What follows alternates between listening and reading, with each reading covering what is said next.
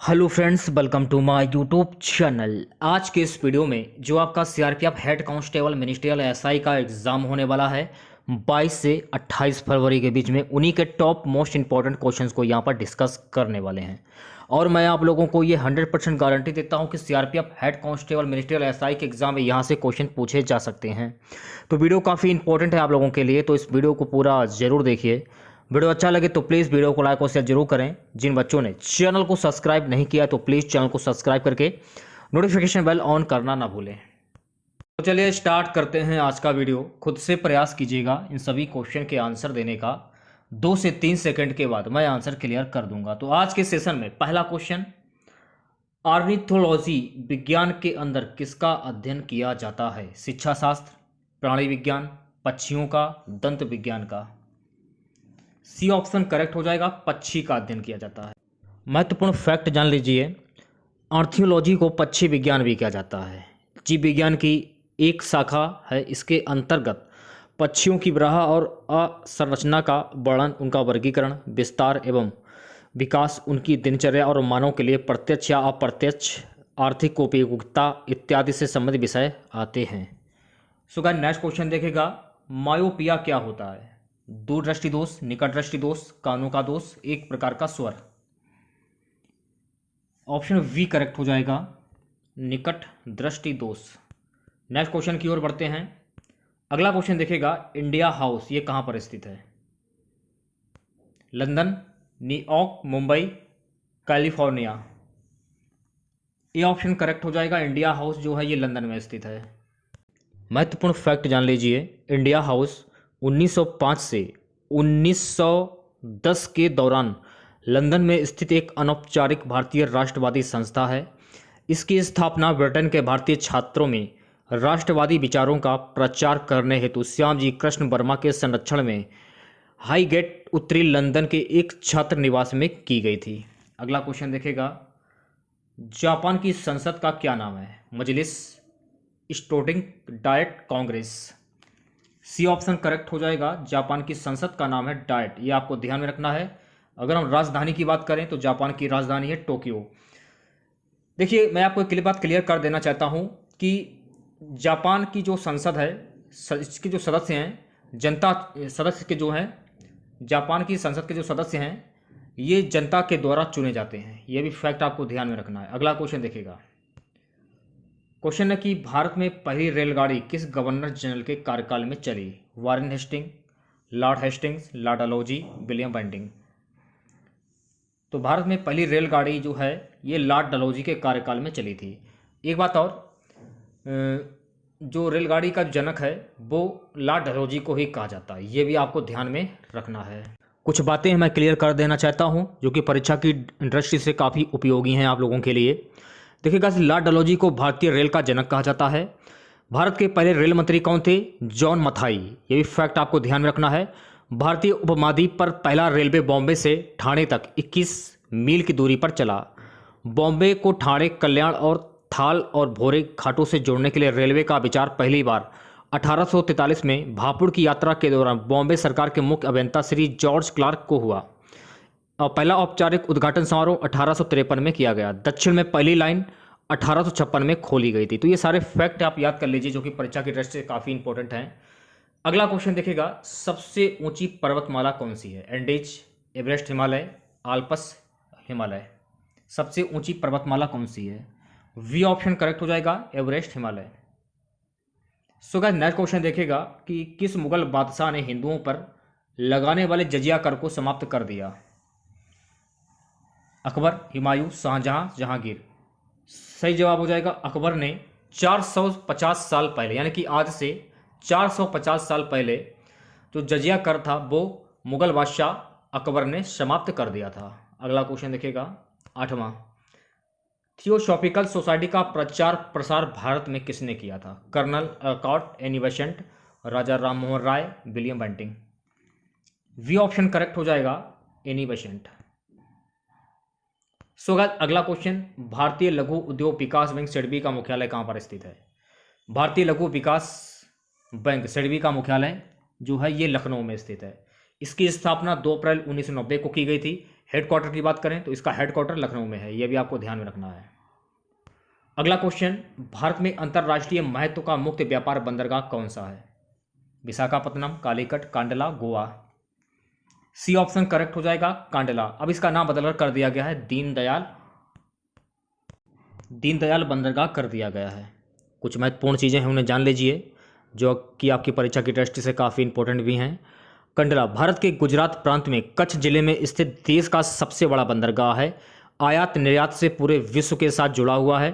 कंडला बंदरगाह का प्रशासन कंडला पोर्ट ट्रस्ट के हाथ में है, जिसका पूरा नियंत्रण भारत सरकार के जहाजरानी मंत्रालय के हाथ में है। कंडला का नाम बदलकर अब दीनदयाल बंदरगाह कर दिया गया है। तो ये सारे फैक्ट आप याद कर लीजिए।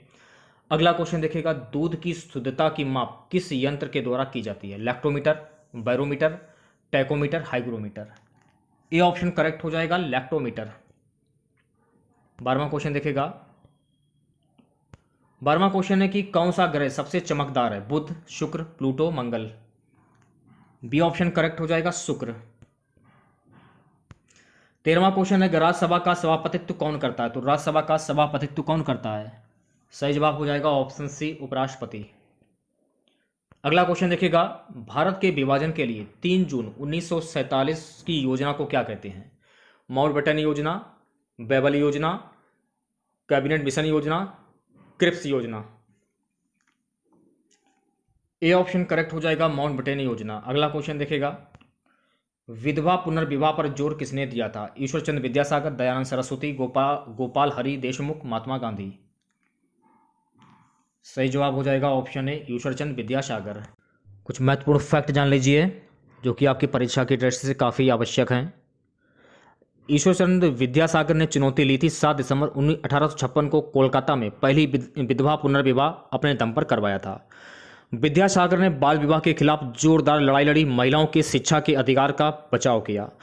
हिंदू विधवा पुनर्विवाह अधिनियम 1856 का मसौदा जो है वो लॉर्ड डलहौजी द्वारा तैयार किया गया था और लॉर्ड कैनिंग द्वारा पारित किया गया था। देखिए यहाँ पे आपको 2 फैक्ट याद करने हैं कि जो हिंदू विधवा पुनर्विवाह जो अधिनियम था वो 1856 मसौदा जो है लॉर्ड डलहौजी के द्वारा तैयार किया गया था और लॉर्ड कैनिंग के द्वारा पारित किया गया था।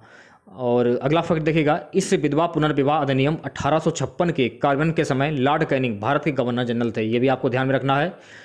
इस कानून से पहले सती प्रथा को भी लॉर्ड विलियम बेंटिक ने 1829 में समाप्त कर दिया था। तो ये सारे फैक्ट आप याद कर लीजिए जो मैंने आपको बताए हैं, या फिर एक कॉपी पर नोट कर लीजिए। अगला क्वेश्चन देखिएगा, व्यक्तिगत स्वतंत्रता के लिए किस शब्द का प्रयोग किया जा सकता है? बी ऑप्शन करेक्ट हो जाएगा, हैबियस कॉर्पस। नेक्स्ट क्वेश्चन देखिएगा, क्या है? कैल्शियम किसकी वृद्धि में सहायक है? मांसपेशी, हड्डी, नाड़ी तंत्र, खून। बी ऑप्शन करेक्ट हो जाएगा, हड्डी। सो गाइस 18वां क्वेश्चन देखिएगा, अरब सागर में गिरने वाली नदी कौन सी है? Godavari, Krishna, Tapti, Mahanadi. C option correct हो जाएगा, ताप्ती। अगला क्वेश्चन, निम्न में से किसकी उपस्थिति के कारण शरीर के भीतर रक्त नहीं जमता?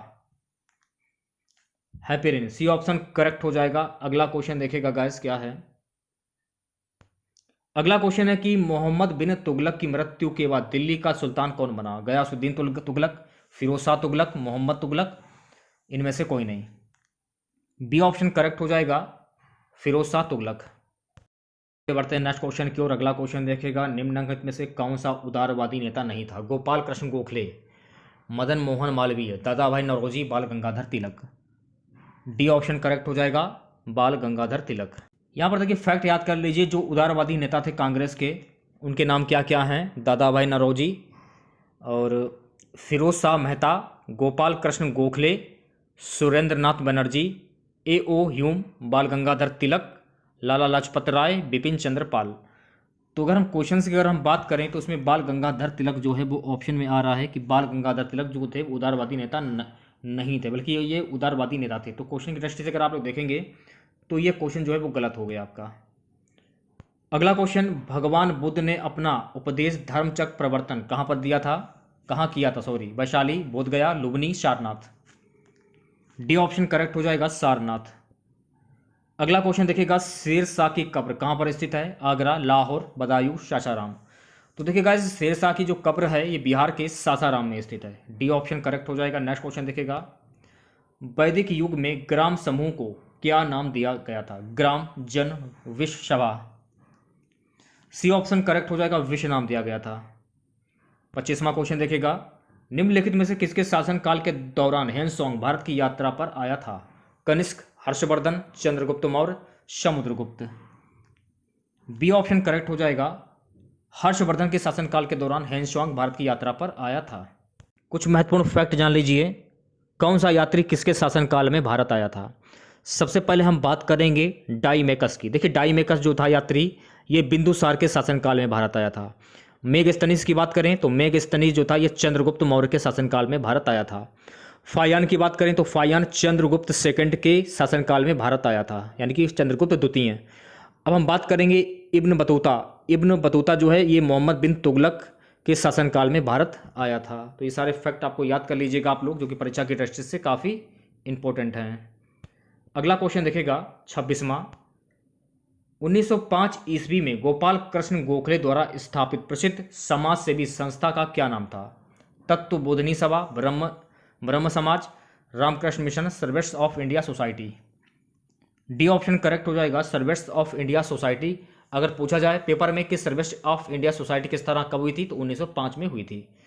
अगला क्वेश्चन देखिएगा, कांग्रेस की प्रथम महिला अध्यक्ष कौन थी? एनी बेसेंट, विजयलक्ष्मी पंडित, सरोजिनी नायडू, अरुणा आसिफ अली। ये ऑप्शन करेक्ट हो जाएगा, एनी बेसेंट। ठीक है, ये आपको ध्यान रखना है। 1917 में कलकत्ता में, यह भी फैक्ट आपको ध्यान में रखना है। अगला क्वेश्चन देखिएगा, एलिसा परीक्षण क्या ज्ञात करने के लिए होता है? एड्स, कालाजोर, कैंसर, मधुमेह। ये ऑप्शन करेक्ट हो जाएगा, एलिसा परीक्षण जो है एड्स की जांच करने के लिए होता है, ज्ञात करने के लिए होता है, सॉरी। अगला क्वेश्चन देखेगा, दिन और रात बनने का क्या कारण है? दिन और रात क्या बनने के कारण है? पृथ्वी का अपनी धुरी पर घूमना, तो ऑप्शन ए करेक्ट हो जाएगा। महत्वपूर्ण फैक्ट जान लीजिए आप लोग, पृथ्वी के अपने अक्ष पर घूर्णन करने के कारण दिन और रात होते हैं, क्योंकि पृथ्वी के घूर्णन करने पर पृथ्वी का जो भाग सूर्य के सामने होता है वहां दिन होता है, और जो भाग सूर्य की विपरीत दिशा में होता है वहां अंधेरा या रात होती है। अगला क्वेश्चन देखिएगा क्या है। अगला क्वेश्चन है कि रडार यंत्र किस काम में आता है? 4 ऑप्शन आपके सामने दिए गए हैं, आपको यह बताना है कि जो रडार यंत्र होता है किस काम में आता है। रडार यंत्र जो होता है जहाजों की गति, स्थिति व दिशा मापने के लिए होता है। डी ऑप्शन करेक्ट हो जाएगा। तो रडार यंत्र के बारे में जान लीजिए आप लोग, वस्तुओं का पता लगाने वाली एक प्रणाली है जो सूक्ष्म तरंगों का उपयोग करती है। इसकी सहायता से गतिमान वस्तुओं जैसे वायुयान, जलयान, मोटर गाड़ियों आदि की दूरी, परास, ऊंचाई, दिशा, चाल आदि का दूर से ही पता चल जाता है। इसके अलावा मौसम में तेजी से आ रहे परिवर्तनों का भी पता लगाया जाता है। अगला क्वेश्चन देखिएगा। अगला क्वेश्चन है गाइस कि संसार का अधिकतम कॉफी उत्पादक देश कौन सा है? Ethiopia, Sri Lanka, Bharat, Brazil. D option correct हो जाएगा, ब्राजील। कुछ महत्वपूर्ण फैक्ट जान लीजिए, ब्राजील दुनिया का सबसे बड़ा कॉफी उत्पादक देश है, यह आपको ध्यान रखना है, जो कि तो आपको क्लियर हो गया कि ब्राजील दुनिया का सबसे बड़ा कॉफी उत्पादक राज्य है, यह आपको ध्यान में रखना है। ठीक है, ब्राजील दुनिया का देश का सबसे बड़ा कॉफी उत्पादक देश है। वियतनाम दुनिया का दूसरा सबसे बड़ा कॉफी उत्पादक देश है। कोलंबिया की बात करें तो कोलंबिया दुनिया का तीसरा सबसे बड़ा कॉफी उत्पादक देश है। और भारत की बात करें अगर हम, तो भारत एशिया में कॉफी का प्रमुख उत्पादक है। तो ये सारे फैक्ट आप याद कर लीजिए, क्योंकि परीक्षा की दृष्टि से काफी इंपॉर्टेंट। अगला क्वेश्चन देखेगा। अगला क्वेश्चन है कि ग्रुप ए रक्त वाले व्यक्ति को किस ग्रुप का रक्त दिया जा सकता है? सही जवाब हो जाएगा डी ऑप्शन, ए तथा ओ ग्रुप।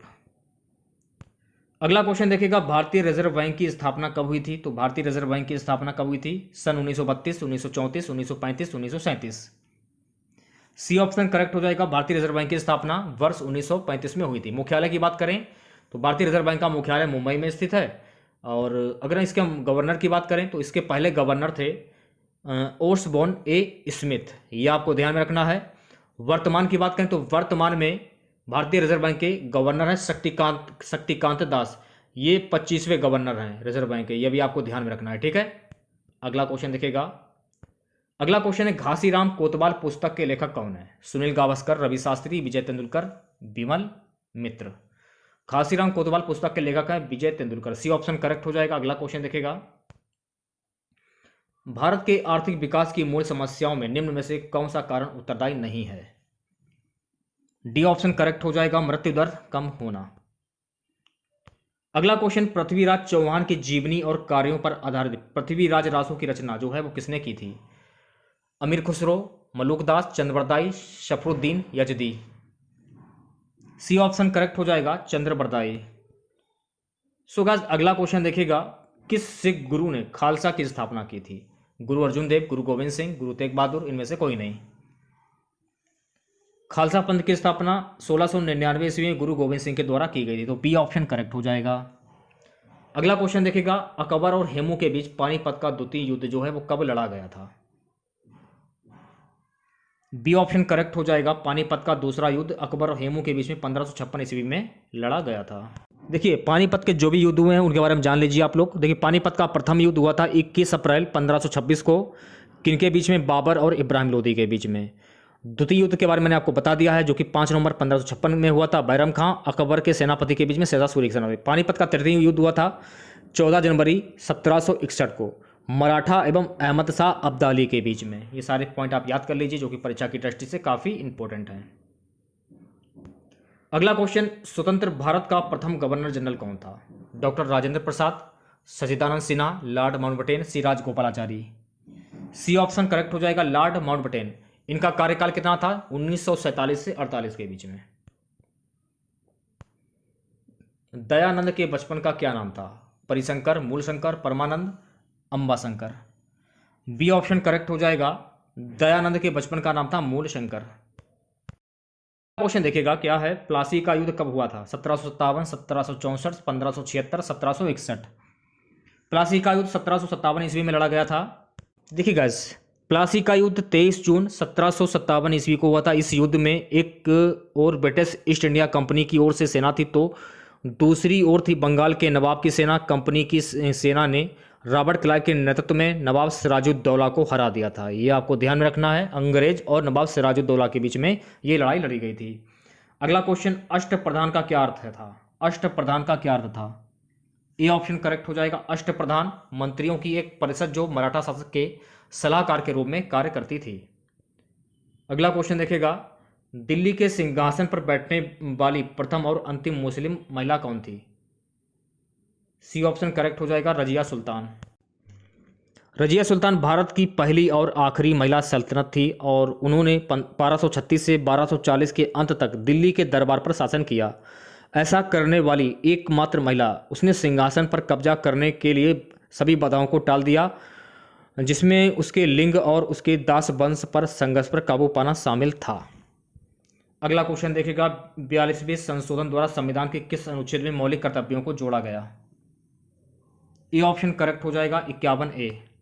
महत्वपूर्ण फैक्ट जान लीजिए, सरदार स्वर्ण सिंह समिति की सिफारिश पर वर्ष 1976 में संविधान के 42वां संशोधन के तहत मौलिक कर्तव्यों को जोड़ा गया। इसके अनुसार संविधान में एक नया भाग जोड़ा गया। संविधान के अनुच्छेद 51 का में 10 मौलिक कर्तव्यों को रखा गया। अगला क्वेश्चन देखिएगा, अगला क्वेश्चन है गाइस कि कुरियन पुरस्कार दिया जाता है डेयरी विज्ञान में, कृषि विज्ञान में, चिकित्सीय विज्ञान में, वैज्ञानिक अनुसंधान में। ये ऑप्शन करेक्ट हो जाएगा, कुरियन पुरस्कार जो है डेयरी विज्ञान में दिया जाता है। अगला क्वेश्चन, राष्ट्रगान जन गण मन की रचना किसने की थी? बंकिम चंद्र चटर्जी, रविन्द्रनाथ टैगोर, आशुतोष चटर्जी, हरिंद्रनाथ टैगोर।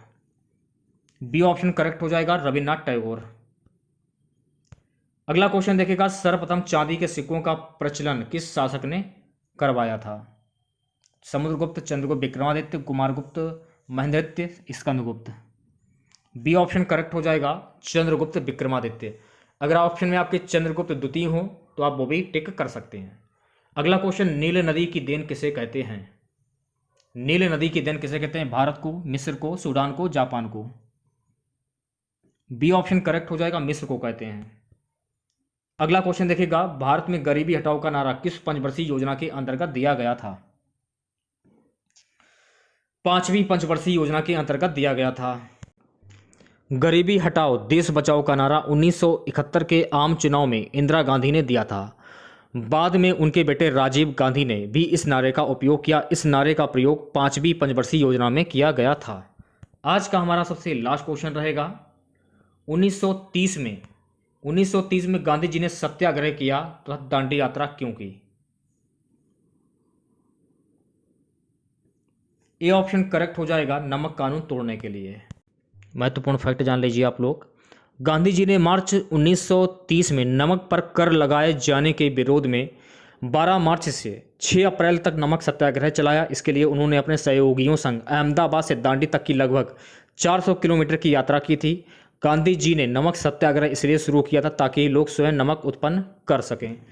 तो हमारा प्रयास आप लोगों को कैसा लगा कमेंट बॉक्स में ज़रूर बताइएगा आप लोग, और वीडियो कैसा लगा ये भी बताइएगा। और जो भी नए बच्चे हैं, जिन बच्चों ने चैनल को सब्सक्राइब नहीं किया है, सभी बच्चों से अनुरोध है कि आप लोग चैनल को जरूर सब्सक्राइब करें और नोटिफिकेशन बेल को ऑन करना ना भूलें, ठीक है।